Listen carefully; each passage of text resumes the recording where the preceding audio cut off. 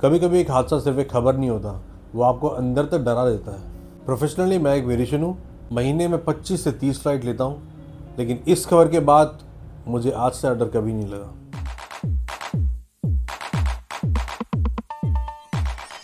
तो hello guys, welcome back to my channel not a regular blogger.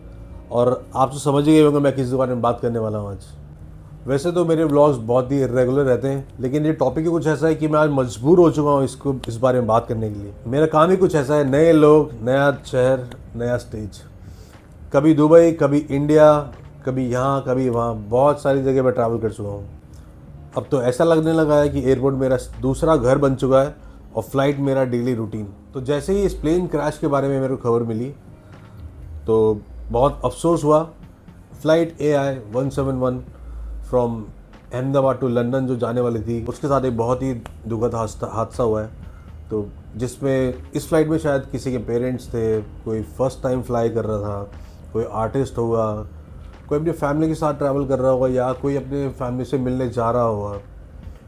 तो ये सुनने के बाद मेरे को बहुत ही ज़्यादा अंदर से मेरे को बहुत डर फील हुआ, क्योंकि मैं खुद भी एक बहुत ज़्यादा ट्रैवल करने वाला इंसान हूँ और उनमें से मैं भी एक हो सकता था। वो लोग सिर्फ उड़ान नहीं भर रहे थे, वो लोग सपनों की उड़ान भर रहे थे। और ये एक जो लंदन की फ़्लाइट थी, ये पूरे देश को भारी पड़ चुकी है।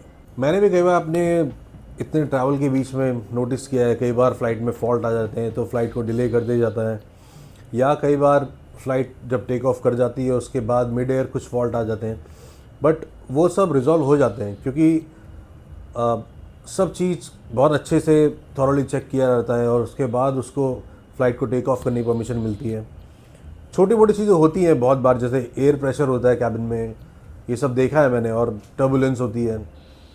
तो मैं आप सबको ये बताना चाहूँगा कि आप भी हमेशा ये ध्यान रखें, जितनी भी आपको सेफ्टी के इंस्ट्रक्शंस दिए जाते हैं फ़्लाइट में, हमेशा उनको ध्यान से सुने, कभी उनको इग्नोर ना करें। कई बार क्या होता है कि फ़्लाइट में टर्बुलेंस हो जाता है तो अब लोग अपनी सीट बेल्ट निकाल के सो रहे होते हैं। मैं भी बहुत बार सोया हूँ, लेकिन टर्बुलेंस जब होता है तो आप बहुत ज़्यादा बाउंस ही हो जाता है, प्लेन बहुत बाउंस करता है ऊपर नीचे। तो कई बार ऐसा लोग टकरा जाते हैं ऊपर, हैवी टर्बुलेंस जब होती है लोगों के चोट लग जाती है। तो ये सब चीज़ें बहुत ज़रूरी है। जब भी आप ट्रैवल करें हमेशा अलर्ट रहें, क्योंकि इस फ्लाइट में भी एक इंसान जो था, जो कि मेरे को सुनने में आया है, जो कि बच गया है, वो बचा अपनी अलर्टनेस की वजह से ही है। हालांकि लक भी इसमें बहुत बड़ा एक रोल है, लेकिन उसकी अलर्टनेस नहीं उसको बचाया है। कभी भी जो फ्लाइट में सेफ्टी इंस्ट्रक्शंस ब्रीफ किए जाते हैं तो हमेशा उनको ध्यान से सुनिए और हमेशा उनको फॉलो कीजिए, क्योंकि आपको पता नहीं है, कभी भी आपके साथ ऐसा हो सकता है सिचुएशन कि आपको वो सब चीज़ें जो समझाते हैं इंस्ट्रक्शन में इम्प्लीमेंट करनी पड़ सकती है। तो हमेशा उनको ध्यान से सुने और हमेशा ट्राई करें कि आप जो भी आपको बताया है कि फ्लाइट सीट बेल्ट बांध के रखनी है, तो हमेशा आप फॉलो करें। कई बार फ़्लाइट में टर्बुलेंस होती है, बहुत ज़्यादा टर्बुलेंस होती है, तो हम जैसे ट्रैवल करते रहते हैं तो फ़्लाइट में अब इतनी ज़्यादा तो हो गई है ट्रैवल कर करके कि टर्बुलेंस हो रही है नहीं हो रही कोई फ़र्क नहीं पड़ता, क्योंकि बहुत ज़्यादा थके होते हैं तो सोता रहता हूँ। कई बार ऐसा होता है फ़्लाइट टेक ऑफ होने से पहले ही सो गया हूँ, टेक ऑफ लैंडिंग होने के बाद जाके उठा हूँ। लेकिन अब ऐसा लगता है कि हल्की भी टर्बुलेंस होगी, हालांकि वो कुछ टर्बुलेंस कोई सीरियस टर्बुलेंस ना हो, अगर कोई बहुत हैवी टर्बुलेंस नहीं है तो कोई टेंशन वाली बात होती नहीं है। लेकिन फिर भी अगर अब हल्की टर्बुलेंस भी होगी तो बहुत डर लगेगा, और मुझे लगता है अब शायद नींद भी नहीं आने वाली है फ़्लाइट में, क्योंकि ये देख के और सुनने के बाद तो बहुत ज़्यादा टेंशन हो गई है कि कुछ भी हो सकता है। लाइफ बहुत अनप्रेडिक्टेबल है। तो जहाँ पे ये प्लेन क्रैश हुआ वहाँ पे उन स्टूडेंट्स को तो पता भी नहीं होगा कि कभी ऐसा भी हो सकता है कि हम खाना खा रहे होंगे, लंच कर रहे होंगे और प्लेन क्रैश हो जाएगा।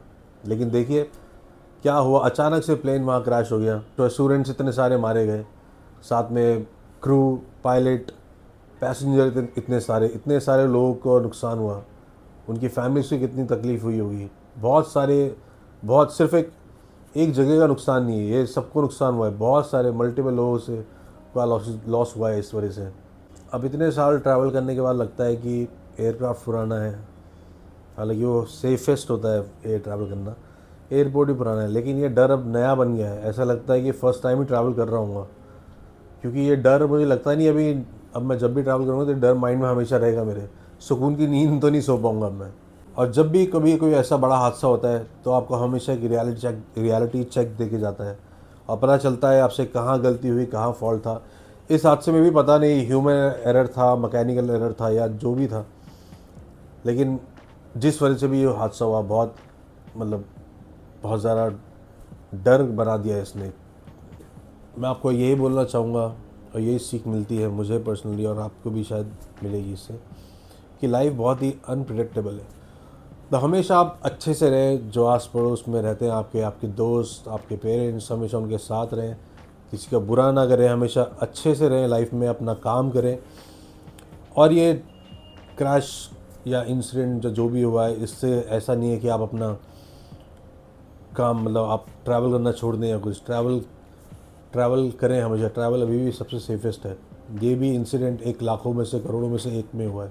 हर एक चीज़ के लिए लाइफ में ग्रेटफुल रहें, हर एक किसी को वैल्यू करें, अपने पेरेंट्स के हमेशा सपोर्ट करें, उनके साथ रहें, अपने दोस्तों के साथ रहें, किसी से लड़ाई झगड़ा ना करें।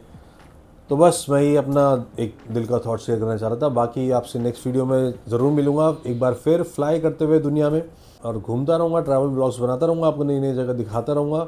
अब से मेरे ब्लॉग्स थोड़े से रेगुलर होने लगेंगे, तो आप प्लीज़ मेरे चैनल को सब्सक्राइब करना ना भूलें, और अच्छा लगता है तो please like, share and comment. मिलते हैं आपसे जल्दी नेक्स्ट ब्लॉग में, तब तक के लिए बाय।